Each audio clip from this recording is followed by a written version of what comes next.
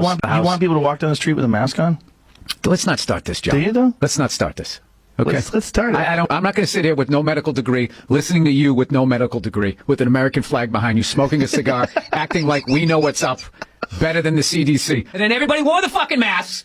This is like rollerblading. Everybody fucking rollerbladed, and then there was that one fucking homophobic joke, and then everybody acted like they never did it. And then 100 million fucking rollerblades got thrown into the fucking ocean. We all wore masks. And then all of a sudden, people are fucking sitting there. What? You don't have the body type for it, dude. Your fucking knuckles would scrape on the ground. Even with that extra 2 inches. You discovered that there's It's the weirdest story anybody's ever said on like, the podcast. That like made me uncomfortable. The serial killer like tone of his complete lack of emotion. Thank you. And I know that you suspect that my husband is a psycho. I've heard about No, he this. is. Yeah, no, I know, and I actually completely agree. is. Yeah. You know, there's like Bud and there's Bud Light. There's like Psycho and Psycho Light. Like he's not the high calorie one that can't get married and have kids. That's right. Yes, but if his thoughts were a movie, Yep. yeah, definitely NC-17. Yep, he's a functioning psychopath. Yeah. You know why? Because when I started dating him, Bill, and this is a true story, there were red flags, little stuff, like when we were, remember? Little dead animals behind your apartment building. Not that. It was this kind of hilarious moment, like last year, where they started to try and cancel like dead people. Remember that? All of a sudden, out of nowhere, like John Wayne was trending. I'm like, what? They got some found footage? You got a new movie coming out that maybe they shelf? And all of a sudden, it was all these stupid ass woke white people, right? Oh my God! Did you see what John Wayne said in Playboy in 1971? This is a bunch of fucking white people. I have a temper. So that's the thing. That's what kind of ruins things. Everything else I do is fine, but I have a fucking temper, and it just ruins shit. And then my wife always says the same thing. She's always just like, I just don't understand. Where did that come from? Where is that coming from? You just go from 0 to 100 in 2 seconds. It's like, first of all, I idle at 75 miles an hour. All right? So don't give me this 0 to 100. I walked into this restaurant at 75. I could hear that guy talking too loud on his cell phone from the fucking parking lot. Yeah, I fucking tried all of this shit, you know. Whenever she says that to me, though, I swear to God, I just don't understand where is this coming from? It actually hurts my feelings when she says that, you know? Because it makes me feel like she's not listening to me. It's like, honey, how many childhood stories do I have to tell you before you follow the breadcrumbs to the absolute lunatic? All those feminists are full of shit, because I'm going to tell you right now, someday, there's going to be the first woman president, all right? Which means you don't even know what her fucking platform is, and you automatically cheer. It's got the same genitalia. Fucking, I'm telling you, they're not smart people. Feminists, they're not as smart as they're coming off. I'm telling you. Someday, there's gonna be. By the way, it's gonna be my last show ever. By the time this fucking thing comes out. Someday, there's gonna be the first female president, which means there's gonna be the first male first lady. Right? And you wait, you fucking wait. The first time that dude opens his mouth about some political shit, you watch all these feminists. They're on me. You shut the fuck up. You shut the fuck up. It is her time now. It is her time. She was elected, not you. Go pick out some plates, bitch. You are the first lady.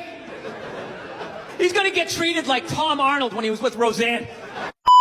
No, everything has just become fucking absolutes in the States. It's fucking nuts. Like that Colin Kaepernick guy, right? You knew when he was like protesting during the national anthem, no one was going to listen to what the fuck he had to say. No matter how much he explained it. He goes, I'm taking a knee during the national anthem. This is a protest about police brutality, the way people of color are treated. We'd like to open a dialogue. He got about halfway through and people like, my brother's fighting in Iraq, you fucking piece of shit! It's just like, buddy, nobody is saying your brother isn't in Iraq. Fight it. You're not listening. This is about police brutality. My brother's a firefighter. He watched 9/11 on television. No, buddy. Nobody's saying that your brother's not a firefighter. I had a bone spur in my heel. I can still stand up during the fucking song. Buddy, nobody is saying you can't see a fucking podiatrist. All right? You're not listening. No means no. That's another one. No means no. It's like, no, it doesn't. All right? Look, no means no. No, that means no, all right? But no, stop it. What are you doing? Oh, my God. You mean so bad.